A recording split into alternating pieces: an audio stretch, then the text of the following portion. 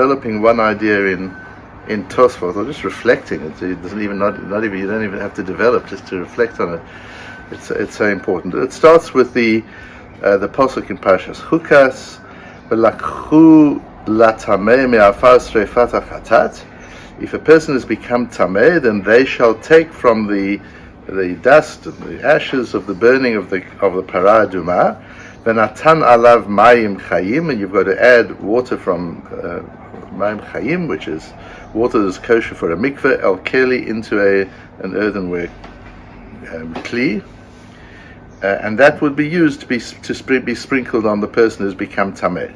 The Gemara says, Tanan hatam, we learnt over there, we have a Mishnah, hakol ksherin lekadesh chutz micheresh shoteh v'katan.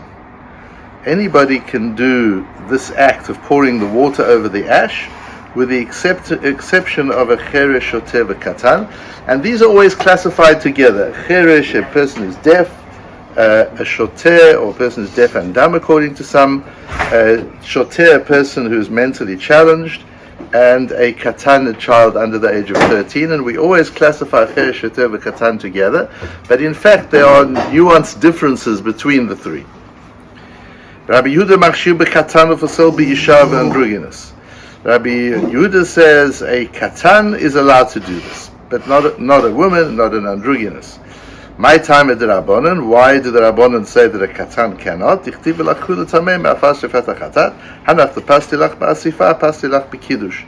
Since the gathering of the ashes is mentioned together in the same verse with the pouring of the kiddush, with the pouring of water into the ashes, the same qualifications for people doing those apply to both of those halachot.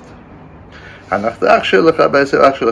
Rabbi Yehuda, in Kain lema kra velakach, my velakhu, then the pasuk should say, and he, the one that gathers the ashes, should take it. My velakhu, dafilu katan, de pas lilach hatam hacha kasher.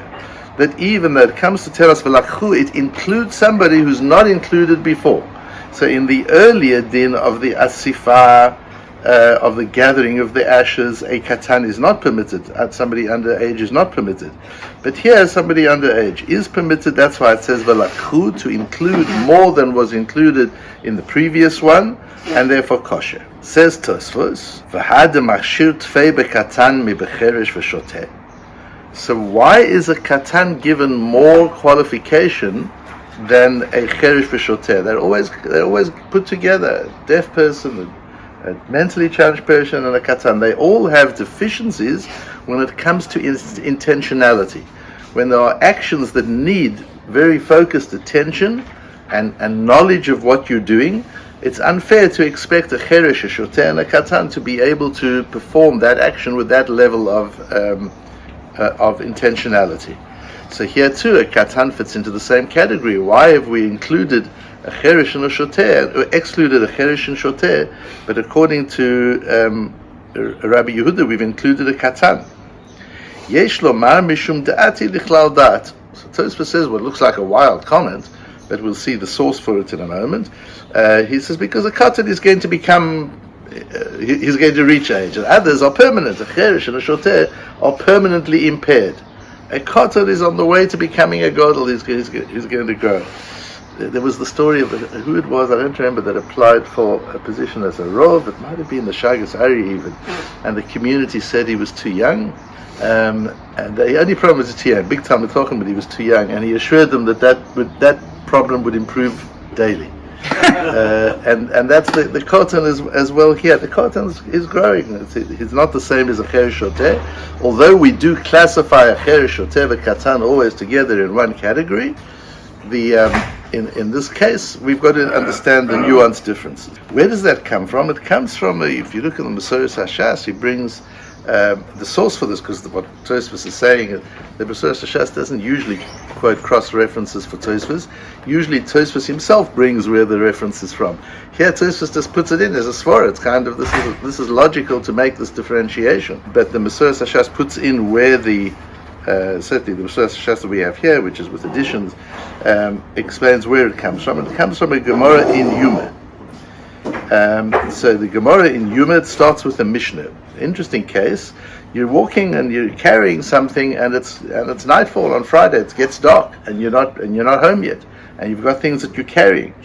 So there are various things you can do. The one is noten kisol nochri. You can give your wallet to a non-Jew, and the Mishnah says v'imeni mo nochri. And if there isn't a non-Jew with you, menichu ala chamor. You can put it on a donkey. A donkey is more serious than for a non-Jew because we're not instructed for a non-Jew shvita. It's just we have other problems with a non-Jew doing it for us, and the Gemara discusses why we're not concerned about those problems. But for a chamor, we're instructed that a chamor is not allowed to work for us on Shabbat either.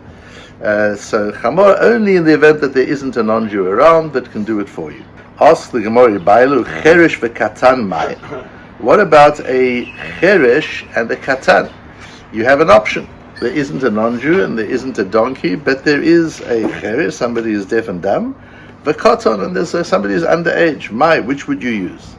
The cheresh ya'iv lei. Maybe I should let the cheresh carry it for me.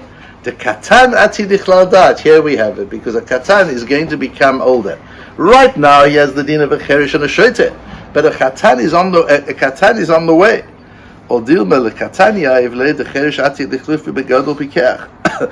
other hand, maybe if you give it to a cheresh, people can't see that he's a cheresh. So anybody watching you will say, when this happens, you're allowed to give it to anybody else to carry.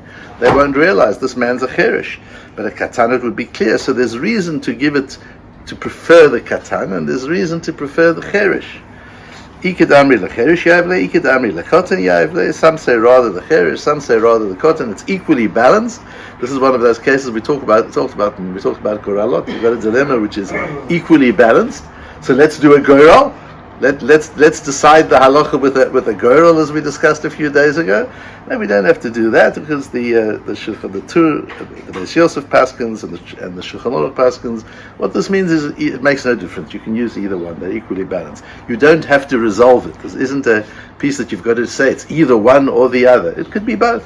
So with dilemmas, you've also got to look at that. It's not always either or. Sometimes it can be and sometimes we get stuck into an either or. Is it this or is it that?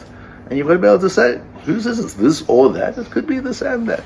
And that's a case where we have, in business, that's very important. People often get very stuck in, is it A or is it B? And it opens the world when you say, why does it have to be one or the other? It can be A and B, and that's the halacha. There's no reason to paskin the halacha. It's this one rather than that one. They're equally weighted, and you can use whichever one you want to. So what's important here to think about is this idea to differentiate. Don't look at a cotton like he's a cheresh and a shota. Don't treat a child like he's mentally incapacitated. Treat a child that is ati lidei lichlaudat. Treat a child as somebody who is going to become intelligent. Treat a child not as they are, but treat a child as they can become. See in the child the potential, and treat the child that way. Don't just treat the child the way the child is. Treat the child as the child will become. We've got this idea, this nuance different. A child is not a shoteh. A child is not a cheresh. A katan is different. A katan is a human being who is in growth phase. And you've got to be able to project what the growth phase will look like and who this human being is going to be like in 20 years' time. And treat the child the way the child will be in 20 years' time. And you know all the experiments that have been done in classrooms about what happens when you treat a child like a genius or you treat a child like an adult. The child responds. And this idea, so it's a halachic principle. The cotton is da'ati dichlal dat, but it's far more than a halachic principle. Viktor Frankl says in a beautiful lecture. I had the opportunity to study with Viktor Frankl, and this was foundational to everything he taught, was that if you treat a person as he is, you make him worse. If you treat him as he should be, you make him who he could be. And that's just like foundational to everything. He used that in therapy, dealing with addicts and dealing with criminals. Don't treat people as they are. None of us want to be treated as we are. If you think about it carefully, would you really like to be treated as, would you like somebody to really see who we really are with all our flaws and all the mistakes we've made and all the averas we do? Is that how we want to be treated? Not only by Hashem, but others. Thank God people can't see right through us. They can see more through us than we think, but they can't see right through us, and people treat us with a degree of respect. That's what we want. It's no different with anybody else. And even if it's an addict or it's a criminal, or it's somebody you've got a problem with and somebody you don't like, just with each person, and particularly with children, see who they are, who they could be, who they should be, and treat them that way. Because once you treat people the way they could be, they become the people that they should be, and you play a part in that growth. A koten is ati lichlal da'at. We must never forget that.